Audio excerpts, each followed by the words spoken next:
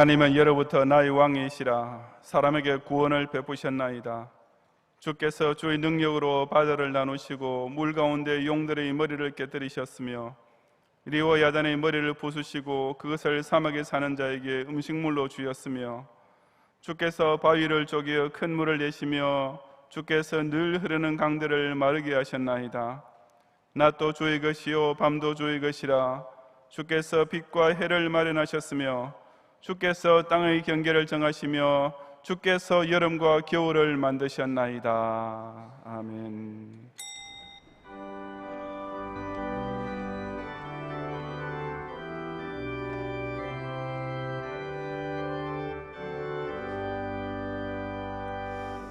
주 예수 이름 높이어 다 찬양하여라. 금멸 유관을 들여서 만유의 주 찬양. 금멸 유관을 들여서 만유의 주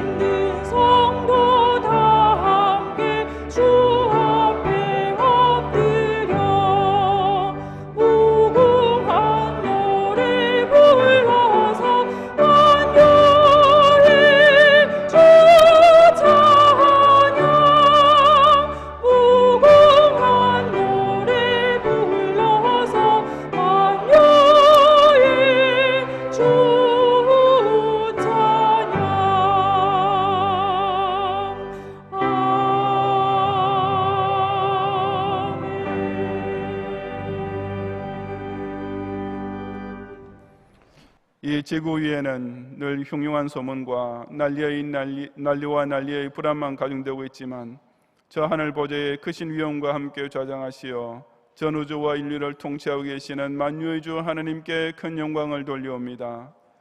지극히 존귀한 성자이시면서도 죄인의 친구가 되시고 흠도 티도 없이 거룩하신 인자이시면서도 십자가 고난까지 죽을 수밖에 없던 우리 대신 당해주신 구주 예수님께 뜨거운 감사를 바치옵니다.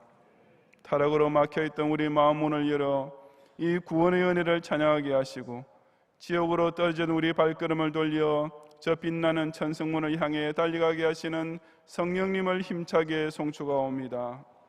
오늘 이 거룩한 아버지 집에 모여 성삼위께 금멸유관을 바치며 올리는 우리의 예배를 받으시고 주민은 성도의 회중에 넘치는 기쁨과 감격을 온 세상 앞에서 자랑하게 하옵소서. 예수님 이름으로 기원하옵나이다. 아멘.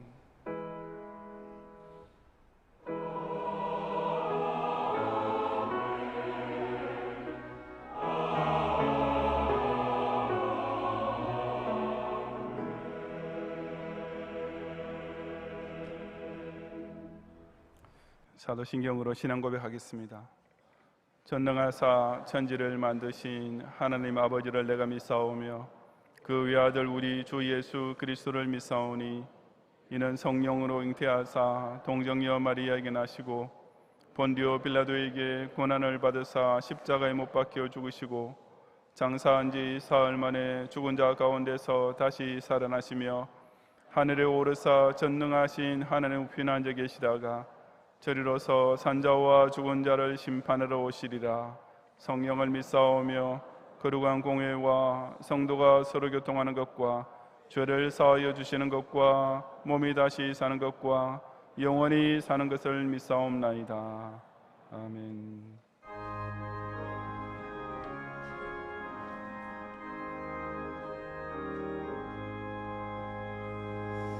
구주의 십자가 보혈로 죄 씻음 받기를 원하네. 내 죄를 씻으신 주 이름 찬송합시다. 찬송합시다. 찬송합시다.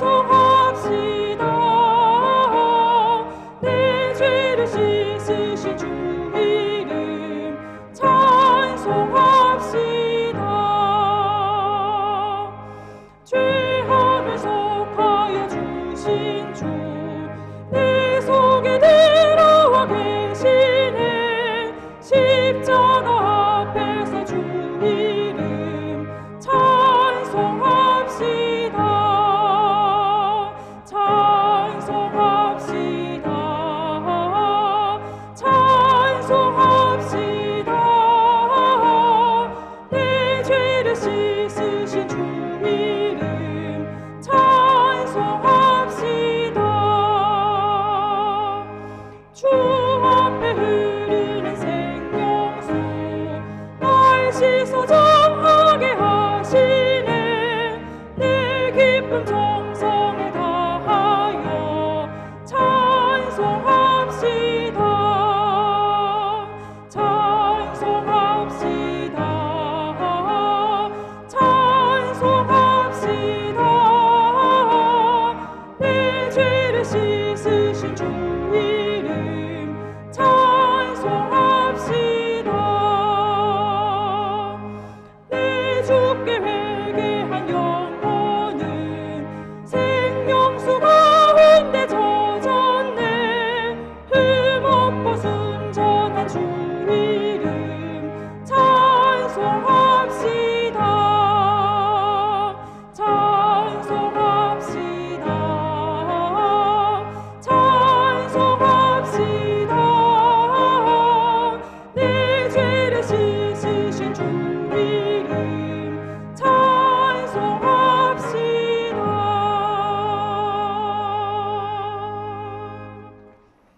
태초에 사람만 당신의 형상과 모형을 따라 지으심으로써 창조자와 교제할 수 있는 유일한 피조물이 되게 하신 하나님, 비록 사람이 타락함으로써 그 놀라운 특권을 스스로 상실해버렸지만 그럼에도 불구하고 이번에는 독생자까지 화육 강세시켜 주셔서 택자로 하여금 그 구주의 십자가 보혈로서 죄 씻음 받아 다시 하나님의 자녀로 회복될 수 있는 엄청난 은혜를 누리게 하심에 인하여 실로 모든 영광과 찬양을 올려드리옵니다.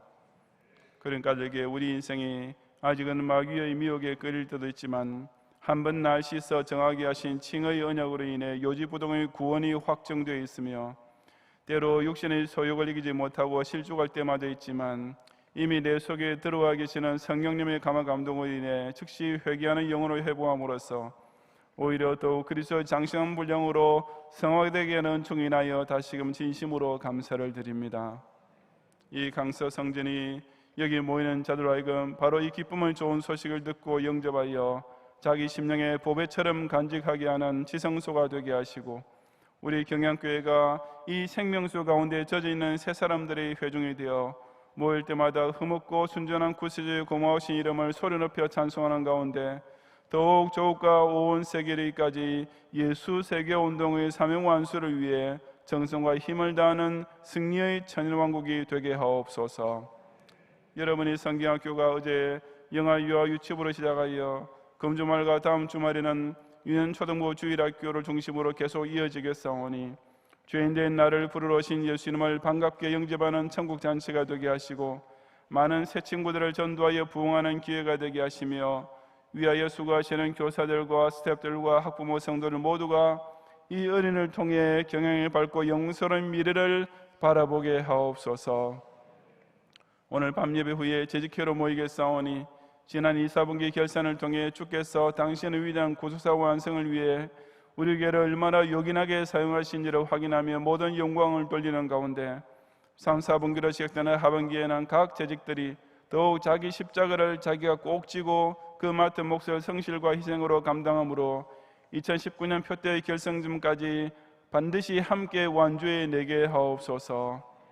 지난주에 동아시아 특정 지역의 선교제 신학교 특강을 위해 신성훈 교수님께서 모든 사역을 잘 감당하고 안전하게 귀국하게 하심을 감사하며 금주에 계속 이어지는 강의를 위해 다녀오실 황명길 교수님의 여정 역시 오직 성령께서 평안히 인도하시고 동행하시어 정보의 압력과 핍박 가운데 있는 황대넬 선교사님을 비롯한 현지 신학생들과 목회자들에게 큰 격려와 힘이 되게 하옵소서.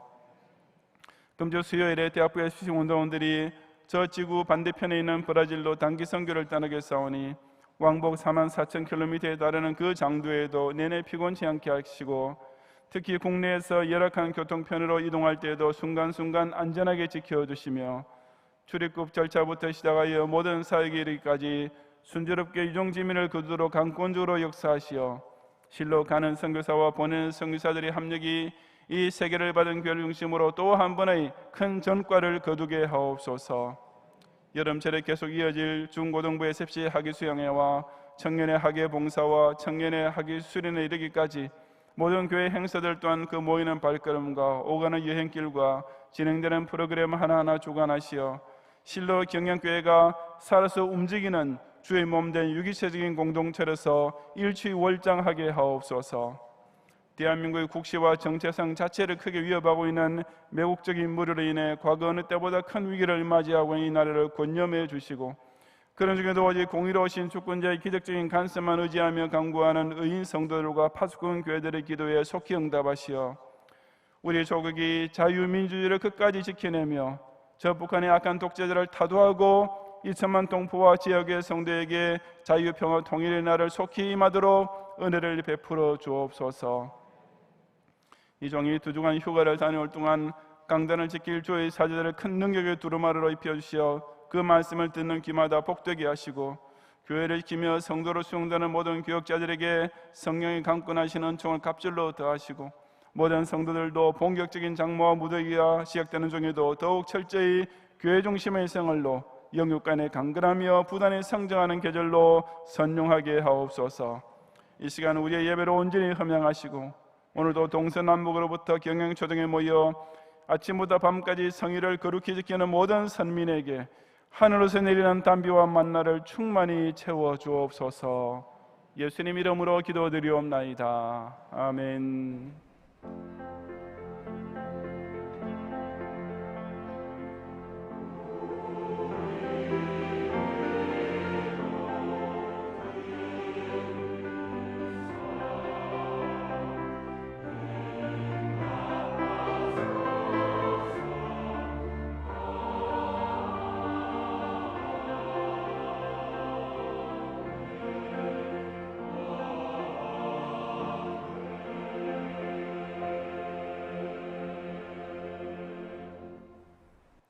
성경 말씀 욥기 23장 1절부터 24장 25절까지 본문 중에 이 시간 23장 10절을 제가 봉독하겠습니다. 그러나 내가 가는 길을 그가 아시나니니 그가 나를 단련하신 후에는 내가 순금같이 되어 나오리라. 아멘.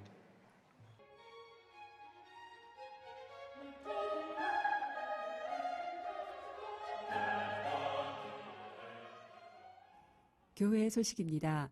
지난 주일은 맥주 감사주일로 지켰습니다. 2019년도 상반기에 베풀어 주신 하나님의 은혜를 기억하고 감사하는 풍성한 주일이 되었으며 특히 3부 예배 중에는 54명의 하반기 교회 직원 임명식이 있었습니다. 밤 예배 중에는 각 기관과 호산나 찬양대에서 준비한 다양하고 풍성한 찬양, 그리고 담임 목사님의 설교를 통하여 풍성한 은혜가 넘치는 감사주일이 되었습니다. 지난 주일 오후에 열린 제14회 우성배쟁탈 교구친선 농구리그 경기는 여의도, 영등포, 김포, 동서남북 서울교구가 발산, 방화, 공항 마곡교구를 상대로 40대 18로 승리를 거두었습니다. 오늘 경기는 오후 3시에 우성체육관에서 등촌 양천교구 대 가양 염창교구의 경기로 진행되겠습니다. 대학부 SFC 학위수양회가 지난 금요일부터 토요일까지 경기도 가평에 위치한 꿈의 그린 펜션에서 송광식 목사님을 주강사로 모시고 110명의 운동원들이 참석한 가운데 진행되었습니다.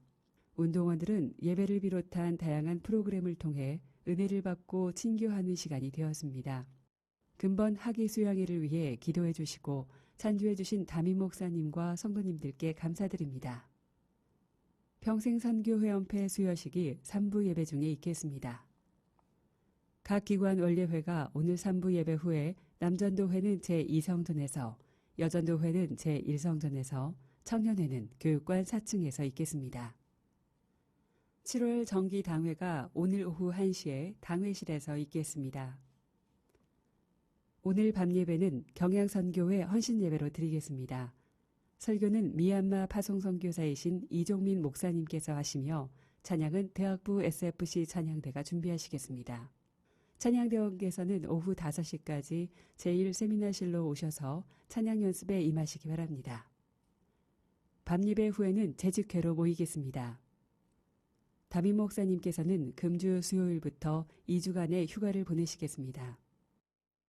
금주 수요밤 예배는 제19에서 20일 여전도회 헌신예배로 드립니다. 설교는 장지성 목사님께서 하시며 찬양은 루디아 찬양대가 준비하시겠습니다. 금요밤 기도회는 오후 9시에 있습니다. 금주 기도회 중 특송은 초등 일부 교사일동이 준비하시겠습니다. 결혼식입니다. 고금리의 집사님의 일남 신랑 이영광 군과 안경헌, 곽오연 성도님의 자녀 신부 안효미 양의 결혼식이 금주 토요일 오후 5시 30분 마곡 보타닉 파크 웨딩에서 서현교회를 담임하시는 이상화 목사님의 주례로 있겠습니다. 대학부 SFC 단기선교팀 32명이 금주 수요일부터 8월 1일 목요일까지 브라질 선교지에서 선교사님을 돕고 성경학교와 지역봉사 등 선교 현장을 체험하고 돌아오겠습니다. 오늘까지 단기 선교를 위한 물품 및 재정 찬조를 받고 있으니 성도님들의 많은 관심과 기도를 부탁드립니다. 유년 초등 1, 3부 어린이 여름 성경학교가 금주 토요일부터 주일까지 정원재 목사님을 주강사로 모시고 진행되겠습니다. 교육기관 여름 행사 일정이 교회보 12페이지에 안내되어 있습니다. 우리 교회의 아름다운 전통인 여름 성경학교 운영을 위해 서리 집사 이상 재직 찬조를 받고 있습니다. 재직께서는 많이 협력해 주시기 바랍니다. 다음 주일 낮에는 집사회 권사회 원례회, 경양비전 기도회, 별들의 학교 후원회 원례회가 있으며 밤에는 신방장 헌신 예배로 드리겠습니다. 자세한 소식은 교회보를 참고하시기 바랍니다. 감사합니다. 이 시간 평생선교회원회 수여식이 있겠습니다.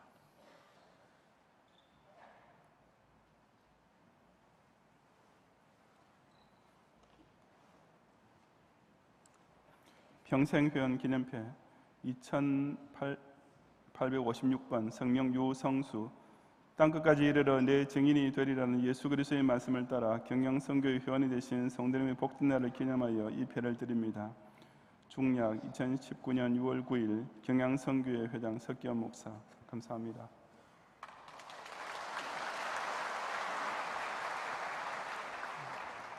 성명 장경선 이하동문입니다. 감사합니다. 성명 이혜숙 이하동문입니다. 감사합니다. 성명 김은희 이하동문입니다. 고맙습니다. 기업으로 LJ 칼라콘 감사합니다. 이하동문입니다. 성명 장석준 이하동문입니다. 감사합니다. 성명 전지민 이하동문입니다. 감사합니다. 성명 김하성 이하동문입니다. 고맙습니다. 성명 김태희 이하동문입니다. 감사합니다.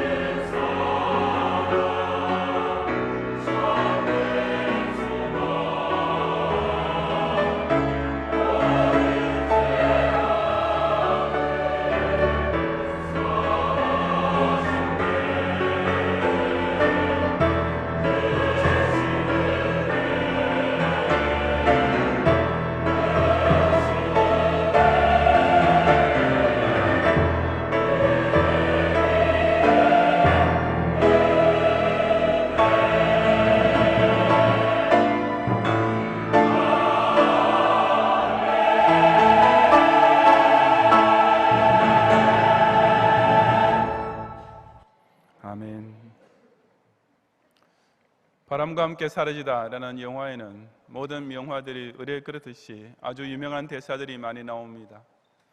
그 중에 제게 인상 깊었던 것은 남북 전쟁이 북군의 승리로 끝난 후 남부 농장 지조의 딸이었던 스칼렛이 모든 재산을 다 잃고 문자 그대로 빈털터리가 되었을 때 했던 말입니다. 그녀는 무엇이든지 먹을 것을 찾아보려고 밭으로 달려나가서 무 비슷한 뿌리 하나를 캐내어 그것을 씹어 먹다가 그냥 땅에 뱉어버립니다. 그러면서 하늘을 향해 손을 들면서 이렇게 외치는 것입니다. As God is my witness, I will never be hungry again. 신에게 맹세코 내가 다시는 배고파하지 않을 거야. If I have to lie, steal, cheat, or kill, as God is my witness, I will never be hungry again. 내가 거짓말하고 훔치고 속이고 죽이기까지 해야 하더라도 신에게 맹세코 내가 절대로 배고파하지는 않을 거야. 실제로 스칼렛은 그 이후에 자기 여동생들까지 목화밭에서 혹사를 시키고 주로 남부 연맹군 포로 출신이었던 죄수들까지 싼값에 동원해서 목재소의 힘든 노동을 시키는 등 그야말로 악착같이 돈을 벌기 시작해서 결국은 부자가 됩니다. 스칼렛이 신에게 맹세했던 처절한 외침 속에는 착하게 살려는 사람에게는 나쁜 일만 생기고 반면에 악하게 사는 사람이 되어야 잘 된다는 논리가 드러나 있습니다. 사실 이것은 비단 인간사에서뿐 아니라 신앙생활에서도 자주 피부로 느끼게 되는 딜레마이기도 합니다. 엎친 데 덮치는 악재를 연이어 당하고 있던 욥이 바로 그 대표적인 예였습니다.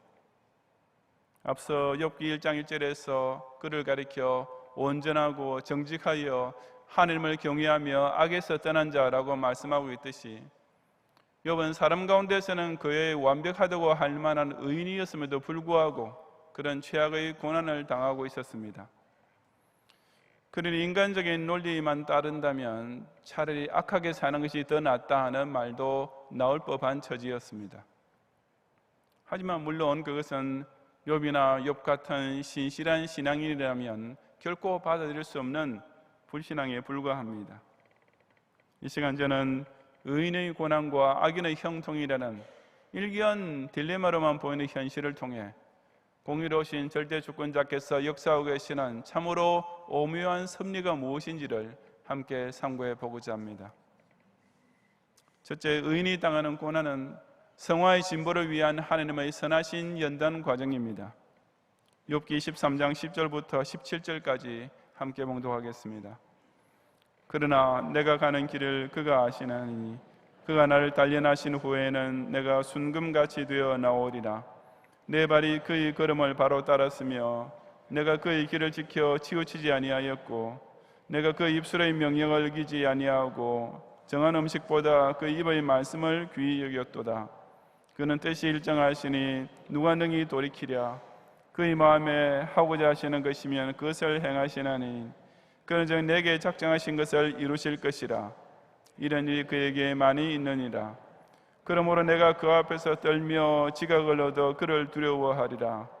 하나님이 나의 마음을 약하게 하시며 전능자가 나를 두렵게 하셨나니 이는 내가 두려워하는 것이 어둠 때문이나 흑암이 내 얼굴을 가렸기 때문이 아니로다. 아멘. 욥기 1장에 나오듯이 욥은 실로 끔찍한 고난을 통과하고 있었습니다.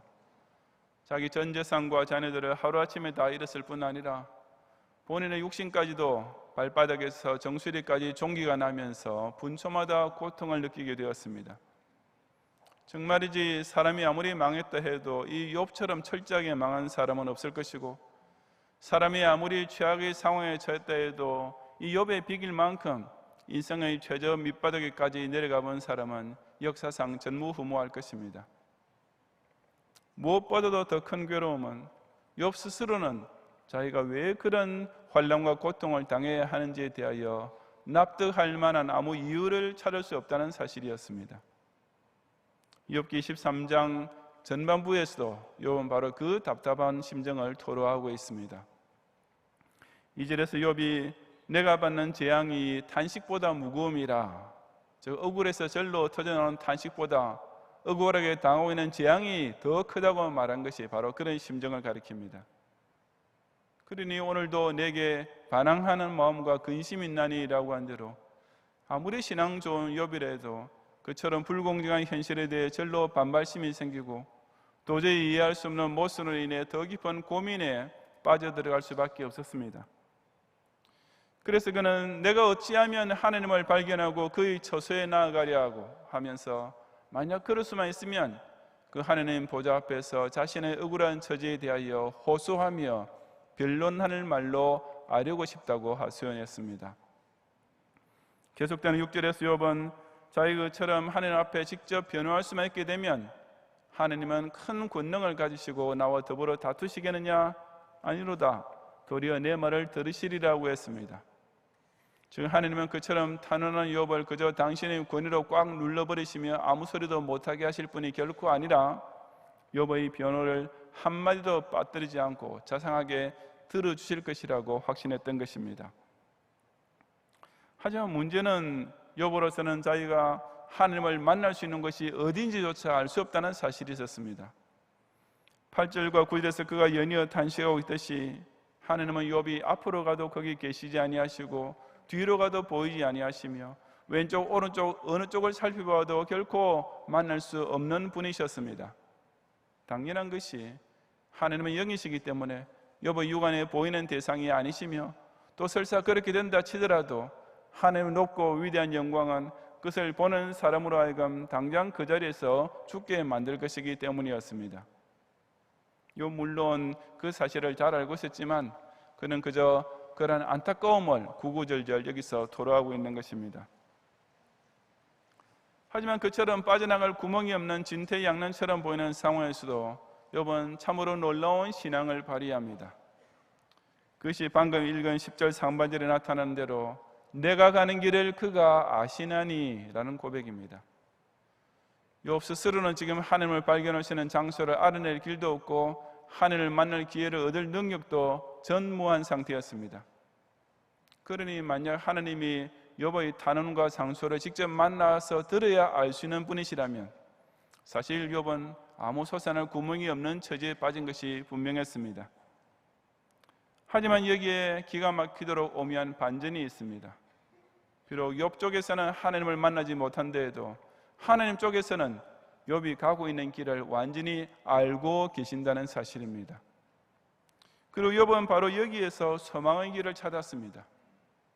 욥의 하나님은 욥 쪽에서 찾고 만나야만 욥의 형편을 알고 도와줄 수 있는 신이 아니라 그저 당신 편에서 주도적으로 전지와 전능을 발휘하시고 당신 편에서 먼저 무조건적인 인애와 자비를 베풀어 주시는 신이셨던 것입니다. 그리고 이 사실을 철석같이 믿을 때 욥은 그 인생 최악의 구렁텅이 속에서도 참으로 위대한 소망을 붙들게 되었습니다. 그것이고 10절 하반절에 이어지는 고백, 그가 나를 단련하신 후에는 내가 순금같이 되어 나오리라는 소망이었습니다. 비록 욥 자신으로는 스스로의 처지를 하나님께 직접 아뢰 길이 없어도 하나님께서 자기 형편을 이미 다 알고 계신다면 지금 그가 당하고 있는 온갖 재앙도 분명히 하나님 뜻 안에서 이루어지고 있는 일이며 그렇다면 그 환난은 결코 악연이 아니라 바로 하나님의 의도적인 연단 과정임이 틀림없다고 깨달았던 것입니다. 그리고 그것이 연단 과정이라면 나중에 나타날 결과는 욥 자신이 마치 풀무에 단련된 순금같이 더욱 성결하고 귀중한 존재로 성화될 것이 분명했습니다. 11절 이하 이어지는 고백이 바로 그런 의미입니다. 욥은 자신의 고난을 하나님의 연단으로 받아들임으로써 지금까지 그의 길을 지켜 치우치지 아니하며 그 입술의 명령을 어기지 아니했던 경건 생활을 앞으로도 계속 지킬 수 있었습니다. 그렇게 되면 그의 마음에 하고자 하시는 것을 반드시 행하시는 하나님께서 내게 작정하신 것, 즉 욥을 순금처럼 성화시키시려는 뜻 역시 꼭 이루실 것이었습니다. 이런 일이 그에게 많이 있느니라고 욥이 고백하는 대로 욥은 자기가 당하는 고난을 통해서도 하나님께서 이처럼 오묘한 섭리를 행하고 계신다는 사실에 대해 지각을 느끼게 됨으로써 그 하나님을 이전보다 더 두려워하는 경외의 신앙까지 가지게 된 것입니다. 하나님께서 죄 지은 사람에게 그 벌로 고난을 주실 때가 분명히 있습니다. 그런 경우에는 본인이 회개만 하면 됩니다. 하지만 그렇다고 해서 신자가 고난받고 있다는 사실이 100% 죄에 대한 징벌로 주어지는 것은 절대로 아닙니다. 바로 욥의 경우처럼 하나님 앞에서 최선을 다해 경건하고 어렵게 살고 있는데도 환난과 시험의 풍파가 덮쳐오는 경우도 자주 생기는 것입니다. 하지만 그것은 결코 신앙생활의 모순도 아니며 신자가 해결할 길 없는 딜레마도 아닙니다. 왜냐하면 하나님께서 그 모든 과정을 위에서 다 보고 알고 계시기 때문입니다. 즉 그것은 하나님도 무슨 수를 쓸 도리가 없어서 그저 바라보기만 할 수밖에 없는 상황이 절대로 아니라 하나님께서 의도적으로 발생하게 하시며 그 전 과정을 예의주의하며 지키고 계시는 상황입니다. 그런 까닭에 신자는 아무리 큰 고난을 통과하고 있다 해도 그것이 무슨 재수가 나빠서 벌어진 일은 결코 아니며 무엇보다 그 길의 끝이 실패나 패망으로는 절대로 이어지지 않습니다. 하나님께서 그 무슨 시행착오를 행하시거나 속수무책의 처지에 몰리실 분이 결코 아니지 않습니까? 그 고난은 오로지 당신의 사랑하시는 택자를 더 거룩하게 더 경건하게 성화시키시려는 하나님의 의도적인 연단 과정이라는 사실을 깨달아야 하는 것입니다. 군대 갔다 온 아들을 둔 부모라면 연단이라는 것이 그 얼마나 훌륭한 교육이 되는지를 잘 아실 것입니다. 대학교 다닐 때까지만 해도 여전히 반찬 투정을 하고 부모 앞에 버릇없이 굴던 아들이 군사 기초 훈련을 마친 후 첫 면회 때부터 벌써 많이 달라져 있는 것을 느끼게 됩니다. 그러다가 2년여간의 군복무를 다 마치고 제대할 때쯤 되면 입대할 때는 완전히 바뀐 의젓한 어른이 다 된 것을 보게 되면서 부모로서는 참 대견하기 그지없습니다. 그래서 남자는 군대 갔다 와야 사람이 된다는 말도 생긴 것이 아니겠습니까? 오직 고생이라는 연단의 과정을 거쳐야만 사람은 육체적으로 뿐 아니라 정신적, 인격적으로도 성숙해질 수 있는 것입니다. 그러므로 우리는 아무리 큰 고난을 당하더라도 왜 하나님께서는 내가 당하는 이 억울하고 괴로운 처지를 그냥 내버려 두고 계실까라고 의심하거나 원망해서는 결코 안 됩니다. 하나님께서는 우리의 기도를 들으시기도 전에 이미 우리의 가고 있는 길, 우리가 처한 상황, 특별히 우리가 통과하고 있는 시험과 환난을 속속들이 다 알고 계신다는 사실을 그 어떤 최악의 상황 속에서도 굳게 확신해야 합니다. 특히 자신이 당하는 시험과 환난이 견디기 어려울 정도로 길어지고 자신의 기도가 응답되지 않는 것처럼 느껴질 때일수록 내가 가는 길을 그가 아시나니 라는 믿음을 끝까지 붙잡음으로써 그 연단을 통해 자신의 신앙이 순금처럼 더욱 아름답고 순결하게 성화되는 은혜를 꼭 체험하는 성도들이 되시기를 바랍니다. 둘째, 악인이 누리는 형통은 끝내 영벌 심판을 받게 될 죄악의 산물에 불과합니다. 욥기 14장 18절 이하 25절까지 함께 봉독하겠습니다. 그들은 물 위에 빨리 흘러가고 그들의 소유는 세상에서 저주를 받나니 그들이 다시는 포도원 길로 다니지 못할 것이라. 가뭄과 더위가 눈 녹은 물을 곧 빼앗나니 스올이 범죄자에게도 그와 같이 하느니라. 모태가 그를 잊어버리고 구더기가 그를 달게 먹을 것이라. 그는 다시 기억되지 않을 것이니 부리가 나무처럼 꺾이리라. 그는 임신하지 못하는 여자를 박대하며 과부를 선대하지 아니하는도다. 그러나 하느님이 그 능력으로 강포한 자들을 끌어내시나니 일어나는 자는 있어도 살아남을 확신은 없으리라. 하느님은 그에게 평안을 주시며 지탱해 주시나 그들의 길을 살피시도다. 그들은 잠깐 동안 높아졌다가 천대를 받을 것이며 잘려 모아진 곡식 이삭처럼 되리라. 가령 그렇지 않을지라도 능히 내 말을 거짓되다고 지적하거나 내 말을 헛되게 만들 자 누구랴. 아멘.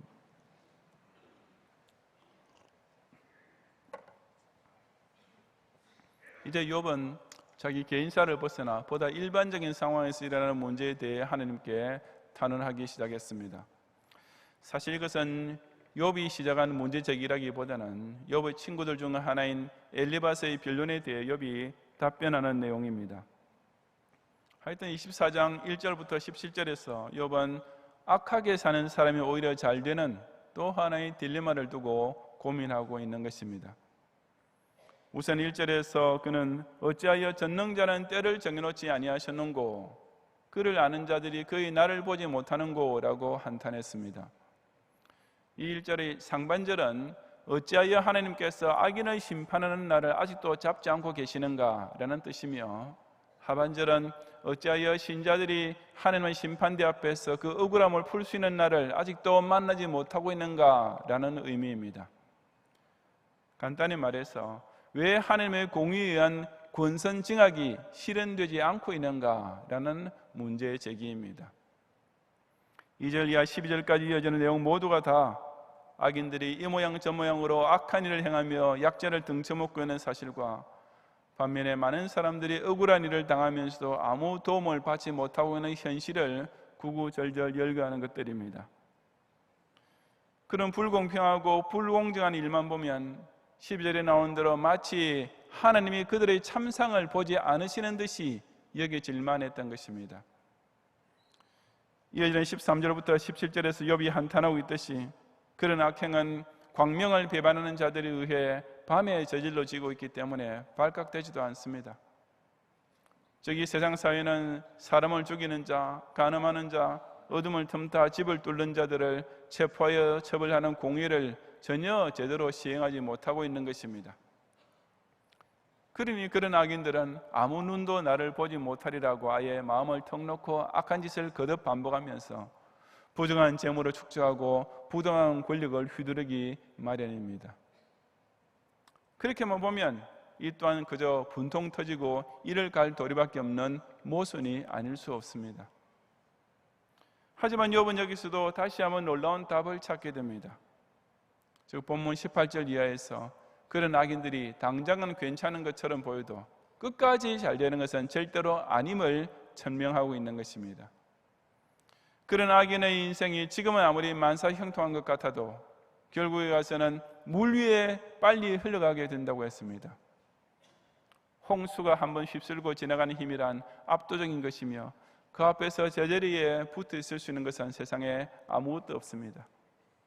마찬가지로 악인의 인생 역시 망하게 되는 날이 오면 그들의 소유는 오로지 저주의 대상일 뿐이며 그들의 포도원도 순식간에 쓸려가 버리고 다시는 그 악한 주인이 다니지도 못할 정도로 회복불능 상태에 철저히 망하게 되는 것입니다. 그것은 스올, 즉 음부가 범죄자를 집어삼키고에 말듯이 악인에게 반드시 벌어지게 될 필연입니다. 그 최후의 날이 오면 임신하지 못하는 여자를 박대하며 과부를 선대하지 아니하는 등 온갖 악행을 일삼으며 일견 형통하기만 보였던 악인들은 끝장나게 됩니다. 즉 모태가 그를 잊어버리고 구더기가 그를 달게 먹는 영벌의 자리에 떨어지고 마는 것입니다. 악인이 그렇게 되는 이유는 무엇입니까? 바로 그 다음 이어서 선포되고 있는 내용입니다. 우선 22절과 23절 상반절은 이미 앞서 나왔던 내용을 종합하면서 하나님께서는 당신의 능력을 오히려 강포한 자들을 위급한 상황으로부터 끌어내시는 데에 사용하실 때도 있다고 했습니다. 그래서 악인들 역시 7전8기로 일어나게 되는 경우도 종종 생기긴 하지만 그렇다고 해서 그들에게 살아남을 확신이 주어지는 것은 아닙니다. 왜냐하면 그런 일시적인 회생은 악인이 세상에 살 동안에만 하나님께서 잠시 허락하시는 것이지 결코 영원한 구원은 아니기 때문입니다. 하지만 현실적으로는 그처럼 악인이 기사회생하고 성공하는 것이 마치 하나님께서 그에게 평안을 주시며 지탱해 주시는 것처럼 보일 수가 있습니다. 다시 말해서 때로는 하나님이 오히려 강포한 자의 편만 들으시고 악인을 도와주시는 것처럼 여겨질 수가 있는 것입니다. 그렇지만 욥은 그런 피상적인 현상만 보지 않고 그 내면에 벌어지고 있는 진짜 중요한 사실을 정확하게 직시했습니다. 바로 23절 하반절에서 밝히는 내용으로서 하나님께서 그들의 길을 살피시도다 라는 사실입니다. 이 말은 하나님께서는 악인의 삶과 행위를 정확하게 보고 똑똑하게 기억해 두신다는 뜻입니다. 사람이 근시안적인 눈으로 보기에는 하나님이 악인을 잘 되도록 내버려 두시는 것 같고 사람의 얕은 판단으로는 하나님의 공의가 전혀 시행되지 않는 것 같지만 그런 와중에서도 하나님께서는 그 악인의 일거수일투족을 단 하나도 빠뜨리지 않고 훤히 내려다보고 계시는 것입니다. 그리고 일단 하나님의 눈과 기억에 그들의 모든 악행이 정확하게 기록되어 있는 한 그 증거에 근거한 심판이 언젠가는 반드시 이루어집니다. 그러니 악인들은 그들이 세상에서 잠깐 동안 높아질 뿐이지 그 최후의 심판대에서는 천대를 받을 것이며 잘려 모아진 곡식 이삭처럼 꺼지지 않는 불에 던져지는 영벌에 처하게 되는 것입니다. 이것이 곧 욥이 악인의 형통이라는 딜레마를 풀게 된 정답이었습니다. 제2차 세계대전 중 히틀러의 나치는 유태인을 극도로 탄압했습니다. 결국 600만 명이나 되는 유태인들이 죽임을 당한 그 비극은 전체를 불에 태워 바치다라는 그리스어에서 유래된 홀로코스트라는 명칭으로 불리게 될 정도로 끔찍하게 이를 데 없었습니다. 그 당시 아우슈비츠 같은 수용소에 갇혀 죽어가고 있던 유태인들은 벽에다가 Where is God?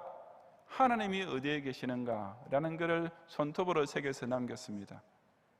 도저히 이해될 수 없는 현실만 생각하면 그런 절규가 나올 수밖에 없지 않았겠습니까? 오늘도 마찬가지로 하나님이 정말 살아계셨다면 세상에 왜 이렇게 불공평하고 부당한 일이 계속 벌어지고 있는가? 라는 것은 불신자로부터 흔히 듣게 되는 비방거리입니다. 심지어 심자에게조차 하나님이 진정 공의로우신 분이라면 어떻게 저런 악인들은 득세하고 의인들은 억울한 일만 당하는 것을 여전히 방관하고만 계시는가라는 의문이 불쑥 고개를 쳐들 때가 생깁니다. 실로 고통은 참을 수 있어도 하나님이 무관심한 듯이 보이는 것은 견딜 수 없다라는 말이 뼛속 깊이 실감이 나는 것입니다. 하지만 그 대답은 간단합니다. 바로 그 모든 악인의 악행을 하나님께서 살피고 계신다는 사실입니다. 그들이 저지르는 온갖 도둑질과 악행과 간음과 살인은 하나님의 눈이 그들을 CCTV보다 더 정확하게 감시하고 있는 한 결코 미제 사건으로 흐지부지 끝나지 않습니다. 비록 당장은 그들에게 별일이 생기지 않은 것 같아도 살아계신 하나님께서 그 모든 것을 정확하게 기억하고 계시는 한 그 악한 행위는 아무리 세월이 흘러가도 기소유예가 되지는 않습니다. 왜냐하면 그 모든 악인들이 크고 흰 보좌 앞에서 자기 행위를 따라 책들에 기록된 대로 즉 하나님께서 살피시고 하나도 빠짐없이 다 기록해 놓으신 증거를 따라 엄중한 심판을 받게 될 마지막 한날은 반드시 속히 오고야 말 것이기 때문입니다. 미국에서는 사형수가 집행을 받기 전에 마지막 만찬을 본인이 원하는 대로 아무리 비싼 것을 요구해도 그대로 차려줍니다. 그런데 사형수가 그 만찬을 먹는 것 때문에 자기도 그 자리에 앉고 싶어지는 사람이 있겠습니까? 이제 곧 교수형을 받거나 전기의자에 앉게 될 사람이 죽기 전에 제 아무리 진수성찬을 먹고 있다 해도 그것을 불허할 사람은 단 한 명도 없을 것입니다. 그렇다면 더구나 장차 하나님의 무수한 심판을 받게 될 악인이 아직 이 세상에 있을 동안 그저 잠시 잘 먹고 잘 산다고 해서 그것을 불허할 이유는 조금도 없지 않겠습니까? 인간 사회의 부조리와 악인의 형통이라는 딜레마 역시 이처럼 여호와의 눈이 그들의 길을 다 살피고 계신다는 사실에서 완벽하게 해결됩니다. 하나님께서 살아계시고 그 하나님께서 이 세상사와 각 인생사의 모든 것들을 다 꿰뚫어보고 계실 뿐 아니라 하나도 남김없이 기억하고 계신다면 결국 끝에 가서는 모든 것이 다 깨끗이 정리되면서 완벽한 공의가 이루어질 것이 틀림없지 않겠습니까? 그러니 악인들이 현세에 누리고 있는 부귀와 영화란 것은 오로지 그들이 얼마나 악하게 살았는지를 백보자 심판대 앞에서 똑똑히 드러나게 만들 증거물에 불과한 것입니다. 우리 하나님의 전지하신 눈은 비단 의인뿐 아니라 악인의 인생에 이르기까지 그 길의 시종을 완전하게 파악하고 계신다는 사실을 깨달음으로써 악인이 잠시 잘 되는 것을 결코 부러워하지 말고 오직 그 하나님 눈 앞에서 자기 자신을 끝까지 바르고 의롭게 지키는 성도들이 되시기를 바랍니다. 성도 여러분, 착한 사람이 잘 안 되고 나쁜 사람만 잘 되는 것은 일견 해결될 길 없는 모순으로만 보입니다. 즉 사람이 법을 지키고 양심에 어긋나지 않게 살아야 한다는 권선징악은 도덕 교과서에서나 나오는 이성적인 윤리에 불과하고 현실은 그저 스칼렛이 말한 것처럼 거짓말하고 훔치고 속이고 죽이기까지 하면서 악착같이 살아야 남보다 더 잘 살 수 있는 것처럼 여겨지는 것입니다. 이 문제를 해결할 수 있는 요점은 바로 하나님의 살아계심에 전적으로 집중되어 있습니다. 만약 하나님이 실존하지 않으시면 도덕 자체가 무의미해질 수밖에 없습니다. 착하게 사는 사람이 잘 안 되고 나쁜 사람이 형통한 현실을 설명할 길도 이해할 방법도 없어지기 때문입니다. 하지만 우리 기독 신자에게 하나님이 살아계신다는 사실은 요지부동의 진리요, 절대 명제요, 제1의 대전제가 아닙니까? 그처럼 이 하나님의 실존을 믿을 때 비로소 권선징악은 그 의미를 가지게 되고 합리적인 윤리로 성립될 수 있습니다. 왜냐하면 오늘 본문에서 욥이 고백하고 있듯이 그 살아계신 하나님께서 의인이 통과하고 있는 어려운 길과 악인이 잘 살고 있는 길을 둘 다 내려다보며 살피고 계시기 때문입니다. 그 하나님께서는 의인의 고난을 연단을 통한 성화의 지름길이 되게 하시며 반면에 악인의 형통은 반드시 속히 닥쳐올 심판날의 영벌저주의 나락으로 이어지게 만드시는 것입니다. 그러니 성도가 어렵게 살다가 고난을 당할지라도 결코 낙심해서는 안 됩니다. 악인이 좀 득세하고 떵떵거리는 모습에 조금도 기가 죽을 필요가 전혀 없습니다. 그 어떤 경우에도 공의로우신 하나님께서 의인의 가는 길을 아시며 악인의 길도 살피고 계시는 한 진정한 권선징악은 반드시 이루어질 것을 굳게 믿고 끝까지 선으로 악을 이김으로써 장차 그 주님께서 모든 악인의 길을 망하게 하실 그날 저 영광스러운 의인의 모임에 꼭 들어가는 성도들이 되시기를 주님의 이름으로 축원합니다.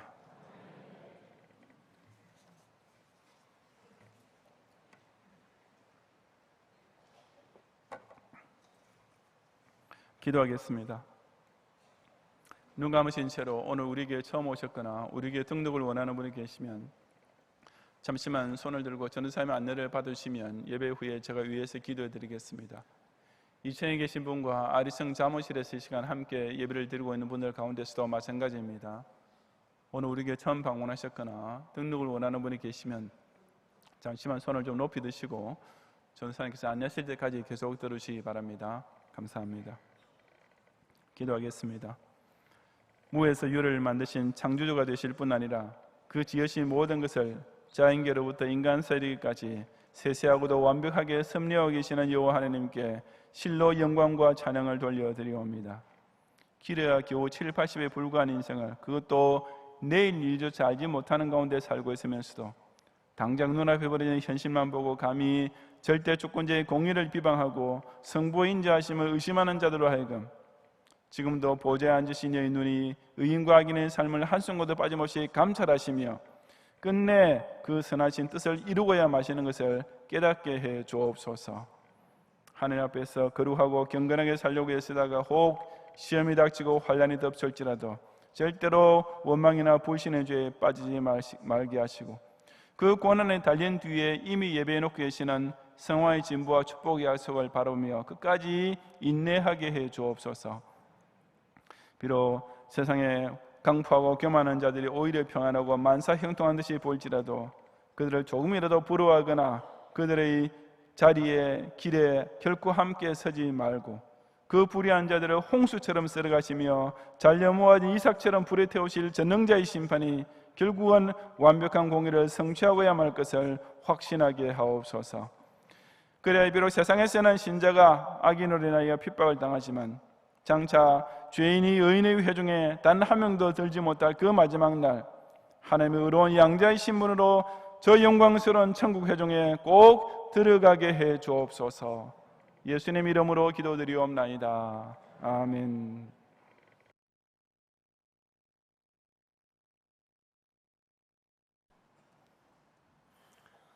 한 주간 주님의 은혜와 섭리 가운데 평안케 하셨음을 감사합니다.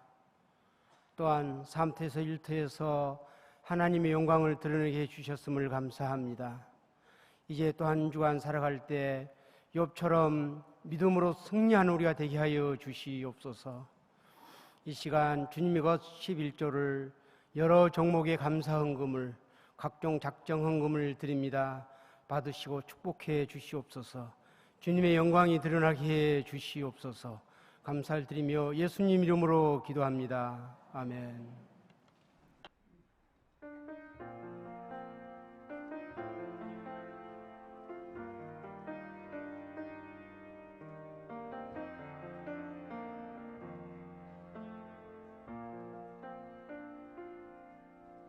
주가 보이신 생명의 길 나 주님과 함께 상한 마음 들이며 주님 앞에 나가리.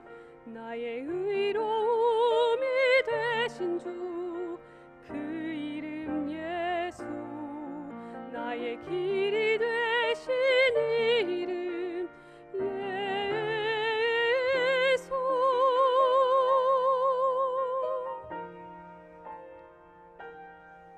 나의 길 오직 그가 하시나니. 나를 단련하신 후에 내가 정금같이 나오리라. 나의 길 오직 그가 하시나니. 나를 단련하신 후에 내가 정금같이 나오리라. 내가 정금같이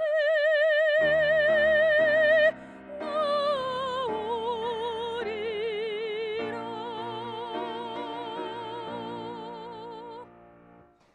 아멘.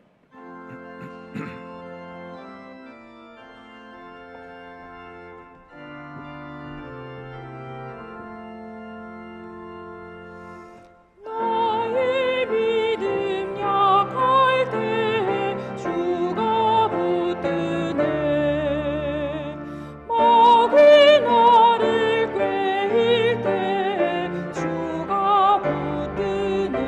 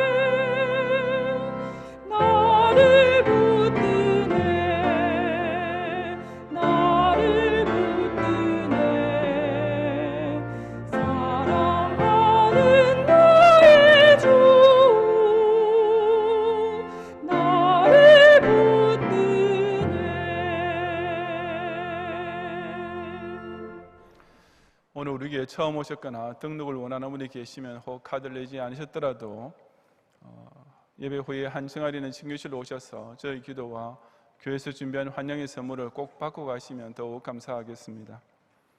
오늘도 각종 예물 드리는 가운데 특별히 유년 2부 교사일동으로 대학부 SFC 단기 선교를 위한 후원 헌금 드렸습니다. 이번 수요일에 대학부 SFC 원동원들이 브라질로 단기 선교를 떠나는데 먼 곳이고 또 일정도 예년과는 달리 2주간이기 때문에 예산이 훨씬 많이 듭니다. 작년에 한 5천만 원 정도였는데 올해는 8천만 원 정도 지금 소요될 것으로 보이는데 여러분 조금 더 빠짐없이 우리 대학부 이 선안을 위해서 찬조하셔서 우리가 언제 브라질 가서 선교하겠습니까? 이때 우리 브라질로 보내는 선교사의 귀한 사명에 참여할 수 있는 좋은 기회입니다. 여러분 꼭 기억하시고 오늘까지 찬조 헌금과 찬조 물품으로 많이 도와주시기를 다시 한번 부탁을 드립니다. 기도하겠습니다. 주님, 지금도 저 불신자들은 자기의 주어진 생애를 그저 불만과 저주만으로 허비하거나 혹은 육신의 향락과 유흥으로 허비하고 살고 있지만은 우리로 하여금은 오늘도 우리에게 허락하신 이 시공세계가 하나님께서 창조하여서 제공하시고 유지시켜주는 소중한 기회이며 특히 우리의 시대를 아직은 잠시 동안 유대고 있는 평화시대로 연장시켜주는 사실에 대해서 늘 감사하면서 지난 예수 동안에도 그 모든 시간을 생애를 허비하지 않고 열심히 장사하여 얻게 하신 소득을 가지고 오늘도 11조를 비롯하여 많은 감사의 제목을 헌금으로 준비하고 서원한 것을 약속으로 바치며 특히 우리 희년맞이 비전 헌금 2차를 또 작정한 들의 시간 정성껏 주 앞에 드리오니 이 예물 온전히 다 하나님께서 흠양해 주시옵소서. 모든 경향의 성도들 하여금 이 여름을 통과하는 동안 이처럼 하늘에서 내리는 생기를 받아 자신의 삶의 의의와 목적을 분명히 아는 자에게 늘 넘치는 에너지를 가지고 주어진 가정과 학업과 생업의 현장에서 열심히 일함으로써 모든 무더위를 쫓아버리고 피곤을 이기는 가운데 하나님의 영광스러운 구속 사이에 자신의 족적을 똑똑히 남기는 즐거움과 보람 가운데 승리하며 살 수 있도록 축복해 주시옵소서. 예수님 이름으로 기도드리옵나이다. 아멘.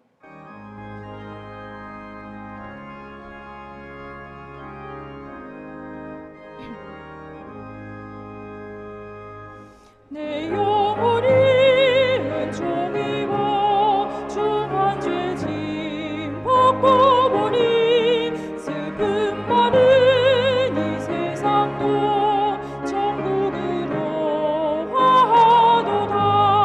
할렐루야 찬양하세. 내 모든 죄 사함받고 주 예수와 동행하니 그 어디나 하늘나라. 주의 얼굴 뵙기 전에 멀리 뵈던 하늘나라 내 맘속에 이루어지니 날로 날로 가깝도다. 할렐루야 찬양하세. 내 모든 죄 사함받고 주 예수와 동행하니 그 어디나 하늘나라. 높은 산이 거친 들이 조막이나 궁궐이나 내 주 예수 모신 곳이 그 어디나 하늘나라. 할렐루야 찬양하세. 내 모든 죄 사함받고 주 예수와 동행하니 그 어디나 하늘나라.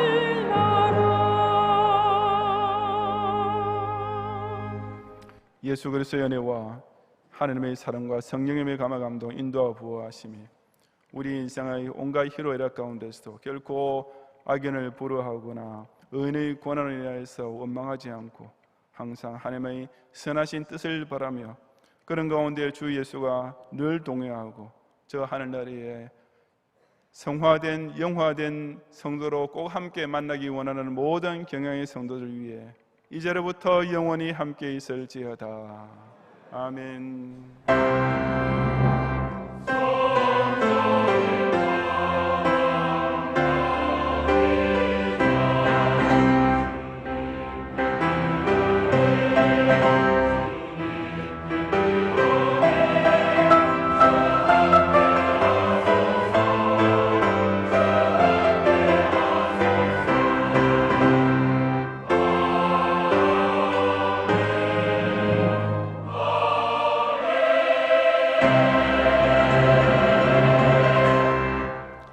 감사합니다. 평안히 가시고 주일 밤 예배도 꼭 오셔서 함께 은혜 나누시기 바랍니다.